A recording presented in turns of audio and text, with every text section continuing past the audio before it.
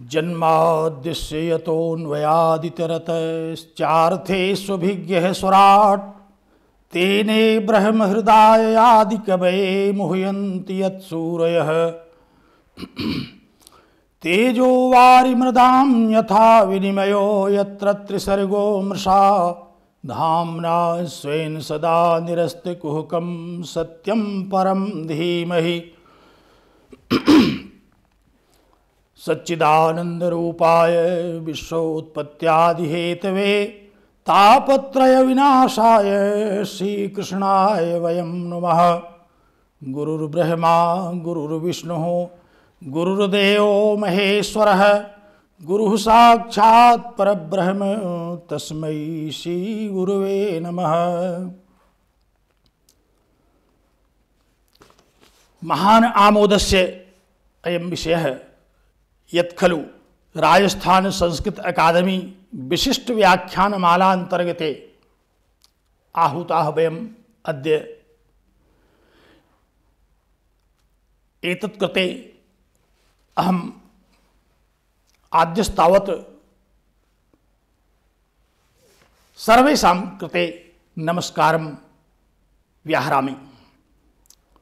अद्य श्रीमद्भगवद्गीताम् आश्रित्य अहं किंचित वच्मि।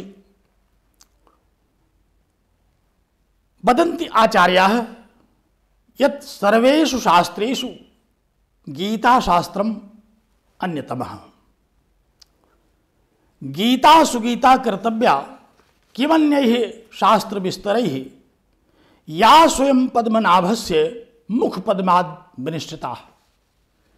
इदं गीताशास्त्रं भगवतः श्रीकृष्णस्य मुखपद्माद् विनिश्चितः इति मन्यन्ते विद्वांसः। अस्मिन् शास्त्रे सर्वाः उपनिषदः श्रुतयः मुख्यतया अस्माकं वेदांत शास्त्रं प्रतिपादितम्। अतो हि श्रीमद्भगवद्गीतायाः प्रति अध्याये यत् खलु पुष्पिका वर्तते आदौ तावदहं पठामि।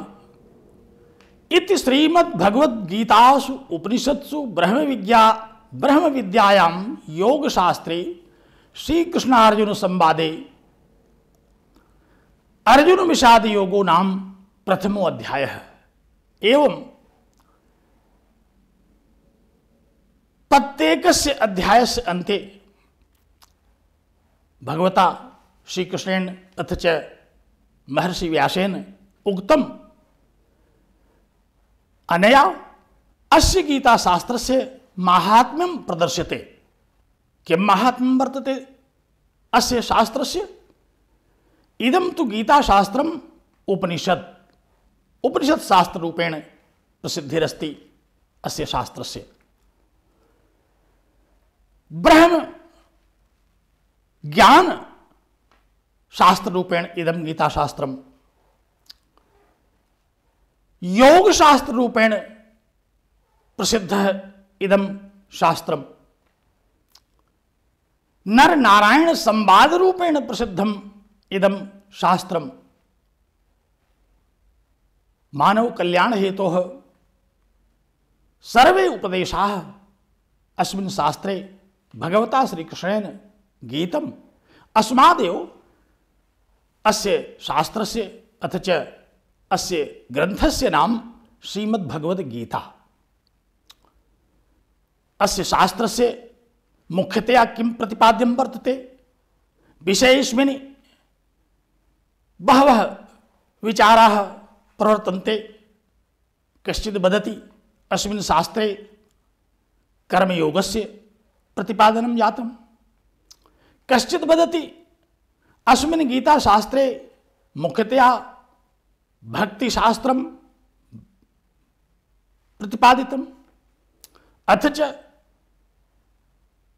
केषाञ्चित् विचारेषु अस्मिन् शास्त्रे ज्ञान योगम प्रतिपादितम। आचार्याणां का मान्यता वर्तते अस्य प्रतिपादनस्य विषये मुख्यतया कस्य शास्त्रस्य प्रतिपादनं जातम् इति एकम् अतिमहत्वपूर्णं विचारं वर्तते। अस्मिन् विषये अहम् अद्य चर्चा करोमि। अस्मिन्नेव विषये अद्य यथामति अहं किञ्चित् वच्मि, यतोहि गीताशास्त्रस्य विषये भ्रान्त्यः वर्तन्ते याः खलु तासां निराकरणं भवितुमर्हति। गीताशास्त्र का मुख्य प्रतिपाद्य कर्मयोग है कि ज्ञान योग है कि भक्ति योग है, इस विषय में प्रायः जिज्ञासुओं में बहुत ही भ्रम बना रहता है।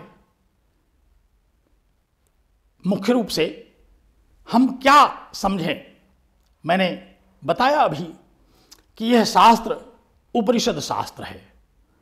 इति श्रीमद् भगवद गीतासु उपनिषत्सु एवं उक्तम महर्षि व्यासेन। यह भगवद गीता शास्त्र जो है उपनिषद है। उपनिषद किसे कहते हैं? उपनिषद वह है जो कोई भी शिष्य, कोई भी जिज्ञासु अपने गुरु के समीप बैठ करके आत्मा, जीव, जगत, ईश्वर, परमेश्वर, इन विषयों पर जिज्ञासा करता है और वह गुरु एतद विषय उसके सभी भ्रम दूर करके इन विषयों का उपदेश देता है। अस्मादेव इदम गीता शास्त्रम उपनिषद इत्कथ्यते।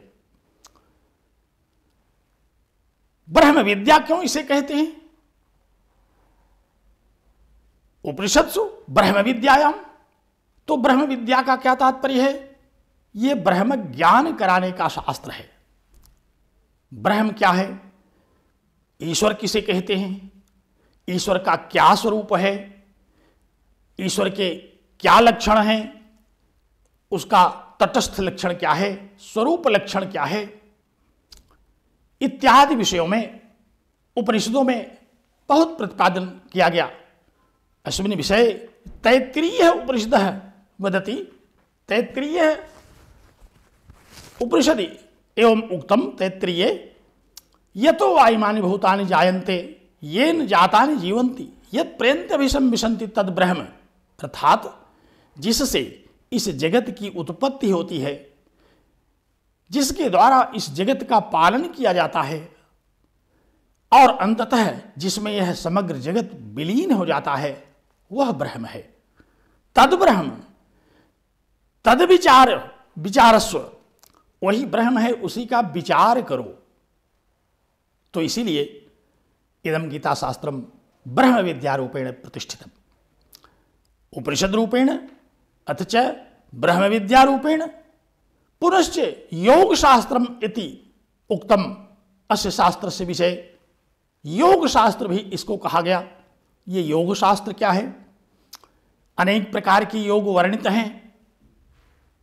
कर्म योग, ज्ञान योग, भक्ति योग, राजयोग, और यूं तो श्रीमद् भगवद गीता के प्रत्येक अध्याय में ही किसी न किसी योग की चर्चा आई है। 18 योगों की चर्चा यहाँ हम श्रवण करते हैं। और वह यह योग क्या है? अनेक प्रकार से भगवान श्री कृष्ण ने अर्जुन को योग के विषय में उपदेश किया। यह योग जीव और ईश्वर का योग है। यह योग इंद्रियों को संयमित करने का योग है। यह योग चित्त को शुद्ध करने का योग है। यह योग परमात्मा का दर्शन कराता है और इस जगत के यथार्थ रहस्य को समझाता है। योग शास्त्र पर स्थान स्थान पर अनेक रूपों में भगवान श्री कृष्ण ने इसको अर्जुन को समझाते हुए बताया। तो इसीलिए इसको योग शास्त्र भी कहते हैं। उपनिषत्सु ब्रह्म विद्यायाम योग शास्त्रे श्री कृष्णार्जुन संवादे इदम शास्त्रम श्री कृष्णस्य अर्जुनस्य च संवाद रूपेण प्रसिद्धमस्ति। अतश्च श्री कृष्ण अर्जुन संवादः अपि अस्य शास्त्रस्य नाम। इस शास्त्र में भगवान श्री कृष्ण और अर्जुन का एक संवाद इसमें हम देखने को प्राप्त करते हैं। यह सर्वविदित है कि भगवत गीता का उपदेश भगवान श्री कृष्ण ने युद्धस्थल में दिया। युद्धस्थल में जब कौरवों और पांडवों की दोनों सेनाएं एक दूसरे के आमने सामने युद्ध करने के लिए कटिबद्ध थीं, तत्पर थीं, एक दूसरे को ललकार रहे थे, उसी समय अर्जुन को मोह हो गया। उसको आत्मीय लोगों के विषय में, स्वजनों के विषय में मोह हो गया और उसने यह निर्णय लिया कि मैं इन आत्मीय लोगों को मार करके यह राज्य पाना नहीं चाहता। और इस मोह से उसका गात्र शिथिल हो गया, वह व्याकुल हो गया। और जब व्याकुल हो गया तो उसने कहा कि हे केशव, न युद्धे, मैं युद्ध नहीं करूंगा। इस विषम परिस्थिति में भगवान श्री कृष्ण ने जब अर्जुन को देखा तो उन्होंने इस अज्ञान का निवारण करने के लिए उसे गीता शास्त्र का उपदेश दिया। यह इसलिए भी उपनिषद कहा जाता है कि उपनिषदों का जो मुख्य वर्ण विषय है अज्ञान निवारण, तो इस गीता शास्त्र का अध्ययन करने से अज्ञान निवारण भी होता है। एक स्थान पर श्रीमद् भगवद गीता में भगवान श्री कृष्ण ने कहा कि चतुर्विधा भजन्ते माम जनाः सुकृतिनो अर्जुन, आर्तो जिज्ञासुरर्थार्थी ज्ञानी च भरतर्षभ। हे अर्जुन, चतुर्विधा पाठकाः वर्तन्ते इह जगति गीता शास्त्रस्य आर्तः ये खलु आताः, ये खलु दुख संत्रस्ताः, ते खलु अस्य शास्त्रस्य अध्ययनं कुर्वन्ति। दुख राहित्यस्य कृते इदं शास्त्रम। इस शास्त्र का ज्ञान होने से दुख का विनाश हो जाता है और इस शास्त्र का ज्ञान ही अज्ञान का विनाश कर देता है। तो यह शास्त्र अज्ञान का विनाश करने वाला है, दुख को नष्ट करने वाला है और मनुष्य को शांति प्रदान करता है। मनुष्य को शास्त्रीय और व्यावहारिक दोनों प्रकार के जो भ्रम हैं उनके भ्रम को दूर कर देता है। तो भगवान श्री कृष्ण ने अर्जुन के इसी भ्रम को दूर किया। जब अर्जुन ने देखा कि युद्ध स्थल में सामने गुरु द्रोणाचार्य खड़े हैं, पितामह भीष्म खड़े हैं, तो उसके मन में यह भय व्याप्त हो गया कि जो गुरु हमारे लिए पूजार हैं, जो गुरु हमें पूजा के लिए उपलब्ध होने चाहिए, आज वही गुरु हमको युद्धस्थल में उपलब्ध हो रहे हैं। और वो डर गया।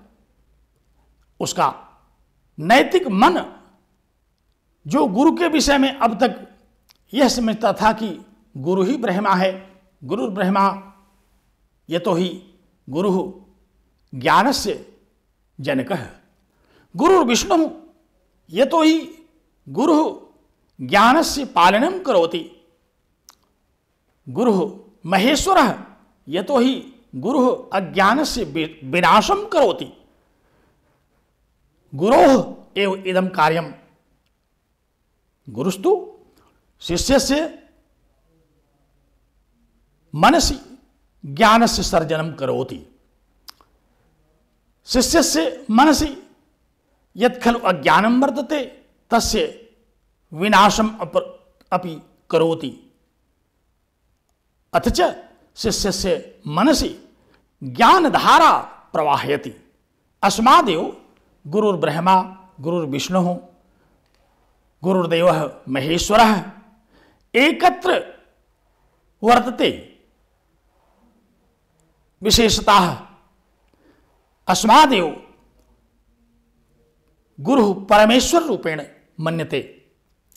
परमेश्वर एव अस्य जगतः उत्पत्तिकर्ता, अस्य जगतः पालनकर्ता, अस्य जगतः विनाशकर्ता अपि, तथा च गुरुः अपि शिष्यस्य मनसि ज्ञानस्य जनकः, अज्ञानस्य विनाशकः, तथा च तस्य मनसि ज्ञानधारायाः प्रवाहकः।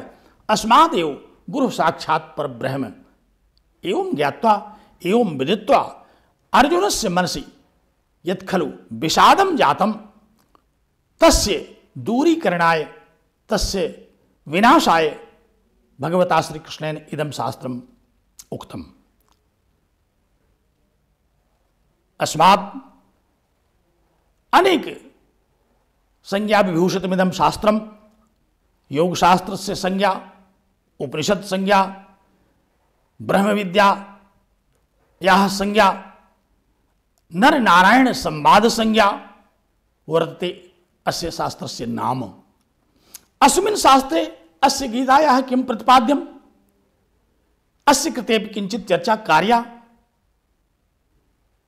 चर्चास्तु बहवः भवन्ति, ज्ञानिनः सन्यासिनः च। अस्मिन् शास्त्रे ज्ञानस्य प्रतिपादनं मुख्यतया मन्यन्ते। सन्यासी लोग, जो ज्ञानी लोग हैं, वो मुख्य रूप से यह कहते हैं कि इस शास्त्र का प्रतिपाद्य विषय ज्ञान है। और श्रीमद् भगवद गीता के 2 अध्याय के 11वें श्लोक से इस ज्ञान की चर्चा आरंभ हो जाती है, जहां भगवान श्री कृष्ण सर्वप्रथम अर्जुन को संबोधित करते हुए कहते हैं कि यशोच्यानन्द शोचस्तुम प्रज्ञावादांश्च भाषसे गतासु न गतासूंश्च नानुशोचन्ति पंडिताः। पंडिताः नानुशोचन्ति, पंडिताः के ज्ञानिनः, गतासून अगतासूंश्च ये खलु मृताः, ये खलु जीवन्ति। द्वयोः विषये पंडिताः न शोचन्ति, शोकं न कुर्वन्ति। अतश्च ज्ञान ही भगवद गीता का मुख्य प्रतिपाद्य है, और इसी ज्ञान का प्रतिपादन मुख्य रूप से सन्यासी लोग इस भगवद गीता का प्रतिपाद्य मानते हैं। समग्र गीता में भगवान ज्ञान स्वरूप है। नहीं ज्ञानेन सदृशं पवित्रमिह विद्यते, ज्ञान के सदृश कुछ पवित्र नहीं है। तो ज्ञान की प्रमुखता से चर्चा ज्ञानी लोग, सन्यासी लोग किया करते हैं। और भक्त लोग कहते नहीं, श्रीमद् भगवद गीता में तो केवल भक्ति का उपदेश किया गया है। अर्जुन को जब मोह हुआ तो पुनः हम 2 अध्याय पर दृष्टिपात करें, जहां वह 7वें श्लोक में कहता है कि हे भगवान, हमारी बुद्धि इस समय कायरता के दोष से युक्त हो गई है। हमारी बुद्धि को अनुशासित करो। शिष्यस्ते हम साधिमाम प्रपन्नम, मैं आपका शिष्य हूं, आप मुझे अनुशासित कीजिए, मुझे शास्त्र के द्वारा इस बात का बताइए, इस बात का उपदेश दीजिए कि क्या श्रेय है।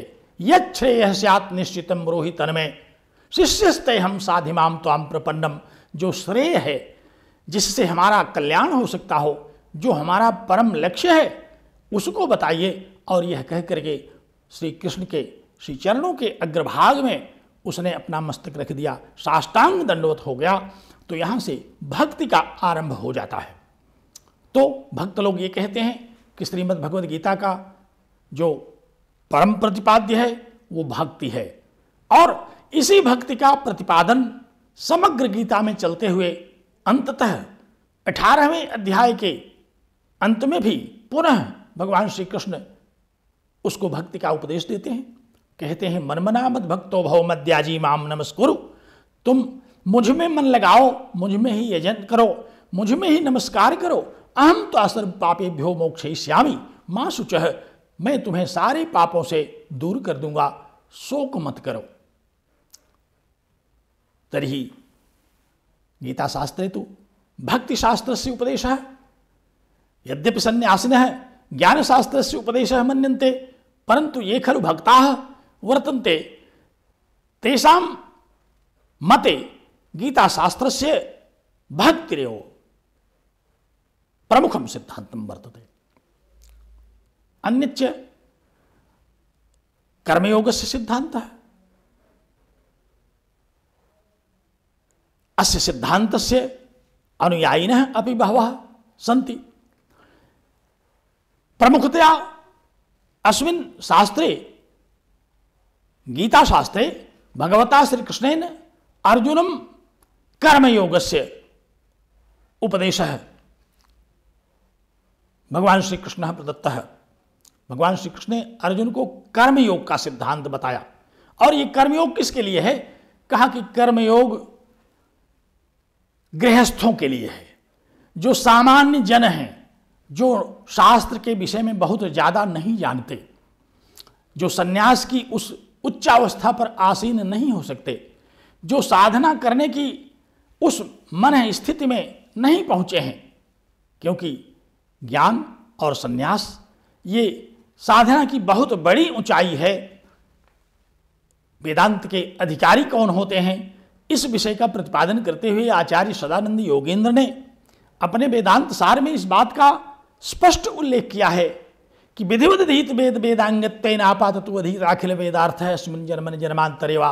यह खलु अस्मिन् जन्मनि जन्मांतरे वा वेदस्य अध्ययनम् अकरोत् तथा च निर्गत निखिल कलमस्तया नितां निर्मल स्वान्तः अध्ययनेन अनेन यस्य अंतःकरणं नितांत निर्मलं भवति स तु वेदान्तस्य अधिकारी वर्तते। अयमपि एकः प्रश्नः, कः विधिवत् वेदान् अधीतः, कस्य मनः अंतःकरणश्च नितांत निर्मलः। किसका मन नितांत निर्मल है? किसने वेद का जन्म जन्मांतरों में अध्ययन कर लिया है? काम निषिद्ध वर्जन पुरस्सरम नित्य नैमित्तिक प्रायश्चित्तोपासना अनुष्ठान निर्यत निखिल कलमस्त्या एवं उक्तम आचार्यण। काम में निषिद्ध वर्जन, काम और निषिद्ध जो इच्छाएं हैं उनको छोड़ करके नित्य नैमित्तिक प्रायश्चित्त और उपासना इत्यादि का अनुष्ठान करके जिसका चित्त नितांत निर्मल हो गया है वह वेदांत का अधिकारी है। तो यह भी एक जटिल समस्या है, क्योंकि अर्जुन तो एक गृहस्थ है, एक राजा है। इतना साधना की ऊंचाई पर उसका मन नहीं पहुंचा है, तो भगवान ने कहा कि अपने कर्मों को करते हुए जो चित्त को निर्मल कर ले वो कर्मयोगी है। हम अपने कर्मों को करते हुए जो भी हमारा निर्धारित कर्म है, गृहस्थ जीवन में अनेक प्रकार के कर्म हम करते हैं। कोई नौकरी करता है, कोई गृहस्थ कृषक है, कोई व्यवसाय करता है, नाना प्रकार के कर्मों को करता हुआ वह इस संसार में व्यापृत रहता है। तो फिर वह आखिर कैसे प्राप्ति करेगा? उनके लिए तेषां कृते एव कर्मयोग सिद्धांतः अवदत् भगवान श्री कृष्ण। भगवान श्री कृष्ण ने उन्हीं के लिए इस कर्मयोग के सिद्धांत का उपदेश दिया, क्योंकि न तो भक्ति की पराकाष्ठा पर गृहस्थ पहुंच पाता है और न ही ज्ञान की पराकाष्ठा पर गृहस्थ पहुंच पाता है। इसलिए गृहस्थ के लिए ये निष्काम कर्मयोग बताया गया। और इस निष्काम कर्म का यही रहस्य है कि कामना से इतना अभिभूत न हो जाओ कि यदि कर्म के फल की प्राप्ति न हो तो उद्विग्न हो जाओ। फल को परमात्मा के ऊपर छोड़ दो, निष्काम भाव से कर्म करो। इसी सिद्धांत का प्रतिपादन करते हुए भगवान श्री कृष्ण ने भगवद गीता में कर्मयोग की साधना का उपदेश दिया। भगवान श्री कृष्ण ने कहा कि कर्मण्येवाधिकारस्ते मा फलेषु कदाचन, ते अधिकार है कर्मणि एव। तुम्हारा अधिकार केवल कर्म करने में है, न ज्ञान योगे न तो भक्ति योगे। तुम्हारा भक्ति योग में भी अगर मन नहीं लगता, अधिकार नहीं बना पाते, और ज्ञान की साधना में भी अगर तुम उतनी ऊंचाई पर नहीं पहुंच पाते, तो कर्मणि एव ते अधिकार है। तुम्हारा अधिकार कर्म करने में है। तुम कर्म करते चलो और इस कर्म से भी चित्त की शुद्धि हो जाएगी। चित्त शुद्ध करने के ही सारे उपाय बताए गए। तो कर्मयोग के द्वारा भी चित्त की शुद्धि हो जाती है और चित्त शुद्ध होने से परम श्रेय की प्राप्ति हो जाती है। अर्जुन ने जो कहा कि यह श्रेय स्यात् निश्चितम रोहितन में, जो श्रेय है हे भगवान आप मुझे बताइए, तो भगवान श्री कृष्ण ने उनको कहा कि तुम गृहस्थ हो, तुम्हारी ज्ञान साधना और भक्ति साधना में इतनी रुचि नहीं है, तो तुम निष्काम कर्म करो, इसी निष्काम कर्म के द्वारा तुम्हें परम श्रेय की प्राप्ति हो जाएगी। इस प्रकार भगवान श्री कृष्ण ने इस गीता शास्त्र का उपदेश दिया। यद्यपि भगवद गीता शास्त्र से विषय चर्चायै समय अपेक्षते, अद्य समयस्य अल्पता वर्तते, अस्मादेव संक्षेपेण अहम गीता शास्त्रस्य विषये एवमेव उक्त्वा विरमामि। नमो नमः।